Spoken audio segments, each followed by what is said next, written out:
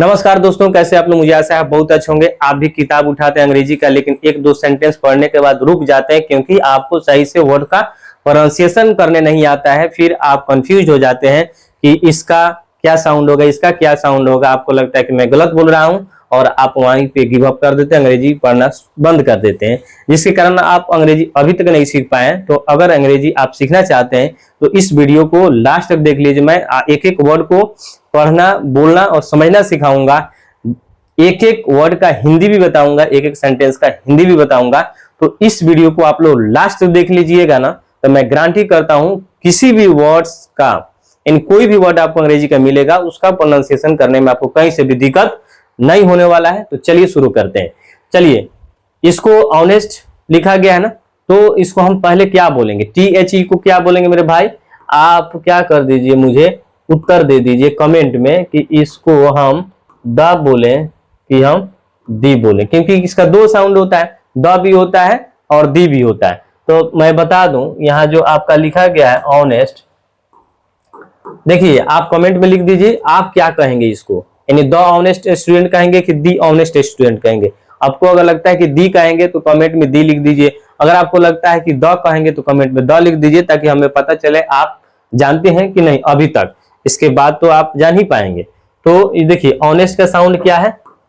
अ का साउंड है। तो अ का साउंड का मतलब होता है वॉवेल साउंड, ठीक है ना, वॉवेल साउंड। तो जब वॉवेल साउंड आएगा तो हम इस THE को क्या बोलेंगे? दी बोलेंगे। लेकिन यहीं पे अगर यह वर्ड हमने लिख दिया होम, तो आप देखेंगे होम ऐसे लिखा गया है जो कॉन्सोनेंट साउंड है, ठीक है ना, कॉन्सोनेंट साउंड है। तो जब कॉन्सोनेंट साउंड के या पहले हो तो वहां पर हम इसको द बोलेंगे, ठीक है ना। तो आप देख रहे हैं ऑनेस्ट लिखा हुआ है, ऑनेस्ट का मतलब अ का साउंड है, वॉवेल साउंड है, इसको मतलब हम क्या बोलेंगे? दी बोलेंगे। तो क्या हो गया? दी ऑनेस्ट स्टूडेंट, राइट। अभी क्लियर हो गया ना कि द बोलेंगे कि दी बोलेंगे, कब द कब दी बोलेंगे, क्लियर हो गया होगा मेरे ख्याल से। चलिए, तो दी ऑनेस्ट हो गया। अब बात करते हैं, अब एक एक करके मैं इसको पहले प्रोनाउंसिएशन करके आपको सुना देता हूं, ताकि आपको लगे कि सही में इसको ऐसे बोलते हैं जी। चलिए, one day Rohan found a wallet on the school playground, it had, right. सुनिए ध्यान से, money and important cards inside, he could नहीं, could have kept it but he, right, chose to take it to the school office, right.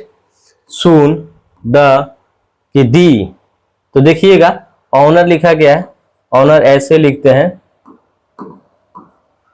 यह भी क्या sound है? Vowel sound है। तो वॉवेल साउंड होते इसको क्या बोलेंगे? हम दी बोलेंगे। The honour received the wallet and was very happy. The principal praised Rohan for this, right. Honesty in front of all the students. Everyone respected him because he did the right thing even when no one was watching. ठीक है ना। तो sound देख रहे हैं ना कैसे निकल रहा है। चलिए, एक एक वर्ड का हम लोग हिंदी और एक एक सेंटेंस का हिंदी समझने का प्रयास करते हैं। इस वीडियो को लास्ट तक देखिएगा, छोड़ना नहीं है, छोड़िएगा तो फिर मुश्किल है। The honest student, the honest student क्या बोलेंगे जी? द ऑनेस्ट स्टूडेंट, ईमानदार छात्र, यानी try to be honest student, ठीक है ना, यानी ईमानदार छात्र बनने का कोशिश कीजिए। चलिए, वन का मतलब होता है एक, ठीक है। डे का मतलब होता है दिन, रोहन नाम है तो रोहन ही हो जाएगा, ठीक है। फाउंड मीन्स पाया या मिला, ठीक है। अ का मतलब एक का सेंस में होता है, वॉलेट का मतलब होता है बटुआ। इस वीडियो को लास्ट देखिए, छोड़ना नहीं है। ऑन का मतलब होता है पर भी होता है और में भी होता है, ठीक है ना। द स्कूल हो गया, यानी स्कूल ही लिख देते हैं इसको, विद्यालय होता है, पाठशाला जिसको बोलते हैं। प्ले ग्राउंड मीन्स खेल का मैदान, खेल का मैदान। ठीक है, चलिए यहाँ फुल स्टॉप हो गया, एक सेंटेंस आपका हो गया यहाँ से। तो ठीक है, वन का मतलब एक, डे का मतलब दिन हो गया। अब चलिए कॉमा लगा है तो इसको एक बार पढ़ लीजिए। एक दिन, ठीक है, रोहन को, ऐसे हम लिखेंगे, एक दिन रोहन को स्कूल के, अब इसमें आपको जोड़ना होगा, सेंटेंस बनाने के लिए जोड़ना पड़ेगा, स्कूल के खेल का मैदान में एक बटुआ मिला या पाया। ठीक है, एक दिन रोहन को स्कूल के खेल के मैदान में एक बटुआ मिला या पाया। ठीक है, स्कूल में लिख देते हैं, जोड़कर आपको बताना, सेंटेंस को कनेक्ट करना है। ठीक है ना, यानी रोहन को एक दिन रोहन को स्कूल के खेल के मैदान में, ठीक है ना, स्कूल के खेल के मैदान में एक बटुआ मिला। सॉरी, यहाँ तो में तो है, यहाँ में है ना, है में। चलिए, तो हो गया ना, एक दिन रोहन को स्कूल के खेल के मैदान में एक बटुआ मिला। ईट जो है ना, यहाँ ईट किया गया है, बटुआ के लिए यूज किया गया है। ठीक है ना, इस वॉलेट के लिए यूज किया गया है आपका ये ईट। बात समझ रहे हैं ना, ईट यूज किया गया है, इस वॉलेट के लिए यूज किया गया है। तो हैड का मतलब क्या होता है मालूम है? था। मनी का मतलब पैसा। एंड मिस और, इंपोर्टेंट मिस जरूरी या महत्वपूर्ण। Cards miss card. ठीक है, इनसाइड मिस में। तो आपका फिर यहाँ एक सेंटेंस हो गया क्योंकि फुल स्टॉप है। तो ईट का मतलब वॉलेट, वॉलेट का मतलब हो गया बटुआ, यानी बटुआ में पैसा और कुछ, यानी इंपोर्टेंट कार्ड्स, यानी कुछ जरूरी कार्ड था। क्या हो जाएगा, यानी सॉरी, बटुआ में पैसा और जरूरी कार्ड था। ठीक है ना, बट इनसाइड यहां लिखा हुआ है बटुआ में। तो इसका टोटल हिंदी क्या होगा कि बटुआ में पैसा और कुछ जरूरी कार्ड, यानी कागजात, कार्ड था। ठीक है ना, ही यानी वह, कुड हैव एक साथ लिखिए, सकता था। ठीक है, केप्ट मीन्स रख, पास्ट टेंस में V2 है तो रख हो जाएगा। ठीक है ना, सॉरी V3 है केप्ट। ईट का मतलब हो गया, ईट मीन्स फिर यहाँ आ गया, आप देखेंगे ईट फिर आ गया, इस वॉलेट के लिए ही यूज हुआ है, इस वॉलेट के लिए यूज हुआ है। ठीक है ना, बट लेकिन, ही मीन्स उसे या उसने। ठीक है ना, उसने, चूज मीन्स चुना। ठीक है ना, या समझा।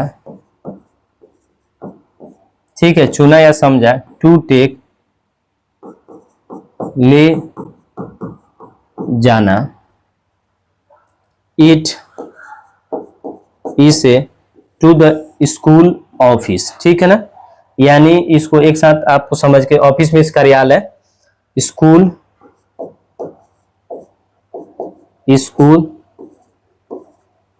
दफ्तर। ठीक है ना, स्कूल, दफ्तर, टू लिखा है तो तक, इस टू का मतलब तक होता है, यहां भी लिख देते हैं तक। ठीक है, इस टू का मतलब यहां भी लिखे तक। तो क्या हो जाएगा, वह, इट का मतलब इसे, किसे, तो वॉलेट को, वह इसे रख सकता था। वह, इसे का मतलब वॉलेट को इसे रख सकता था। बट लेकिन उसने इसे फिर वही चलेगा, यहां पर ईट है, इसे, लेकिन उसने इसे स्कूल दफ्तर तक ले जाना चुना या समझा, बेहतर समझा या चुना, ठीक है ना। चलिए आगे चलते हैं, आगे देखते हैं कि सुन जल्द ही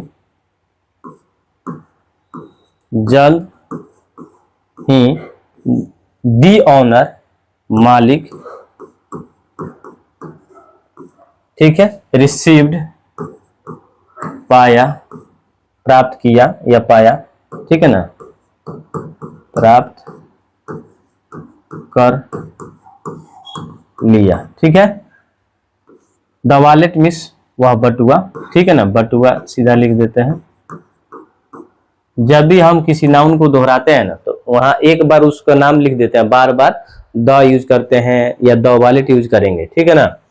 एंड मिस और, वाज मिस था, वेरी मिस बहुत, ठीक है।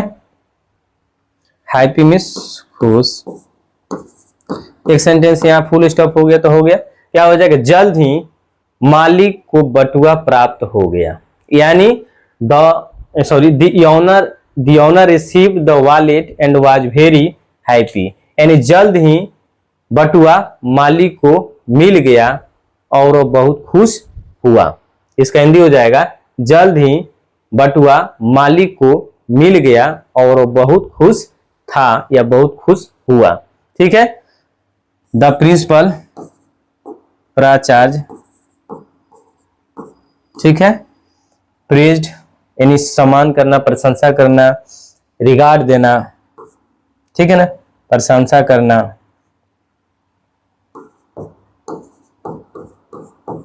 प्रशंसा करना या किया ही होगा क्योंकि ये पास्ट टेंस में है। रोहन नाम है, फॉर के लिए, ठीक है, हिज उसके,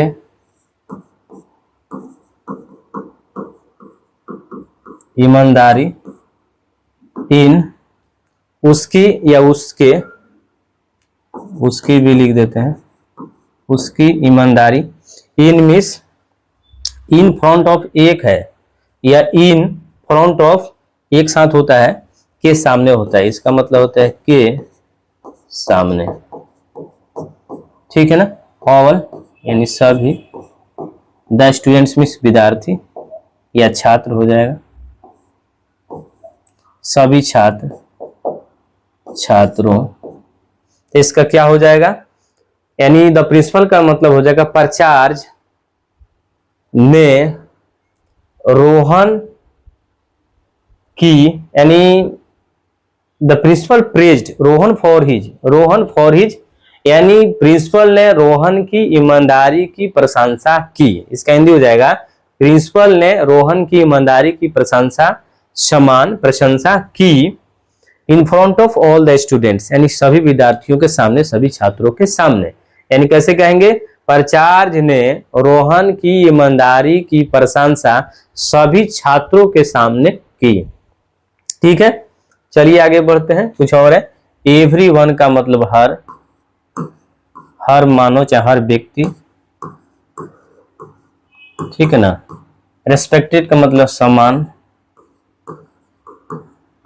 करने लगा, इन सेंटेंस के सेंस के अनुसार, ही मिस उसे, बिकॉज मिस क्योंकि, ही मिस वह, डिड मिस किया, द राइट मिस सही, ठीक है। थिंक का मतलब काम, इवन का मतलब जबकि, यहाँ इवन व्हेन जबकि। नो का मतलब कोई नहीं या कोई नहीं, एक साथ रखिए, नो वन कोई नहीं। वाज था, वाचिंग का मतलब देख रहा, ठीक है ना।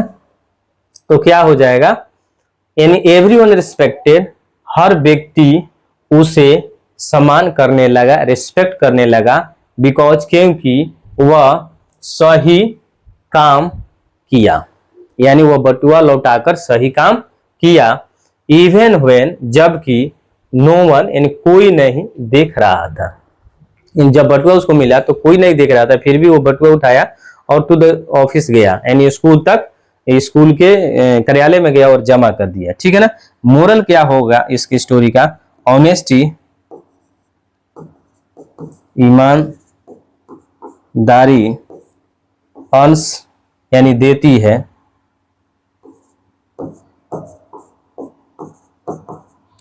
है, ट्रस्ट विश्वास, रिस्पेक्ट, सम्मान, एंड और अ गुड, एक अच्छी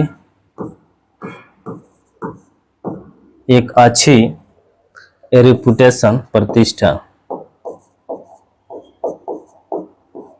ठीक है ना, प्रतिष्ठा। क्या है मोरल इसका, नैतिक क्या है मोरल इस स्टोरी का? ईमानदारी विश्वास सम्मान और एक अच्छी प्रतिष्ठा देती है। ठीक है ना। ईमानदारी विश्वास सम्मान और एक अच्छी प्रतिष्ठा देती है समाज में। इसलिए I request you to become an honest student, right. और इस वीडियो को देखने से आपको लगता है कुछ फायदा हुआ तो लाइक शेयर कमेंट कर दीजिए। अभी तक चैनल पर नए बने हैं तो ओल्ड हो जाइए, ओल्ड होने का मतलब सब्सक्राइब कर लीजिए। अगर फेसबुक पेज पर देख रहे हैं तो फॉलो कर लीजिए। Thank you, have a nice day.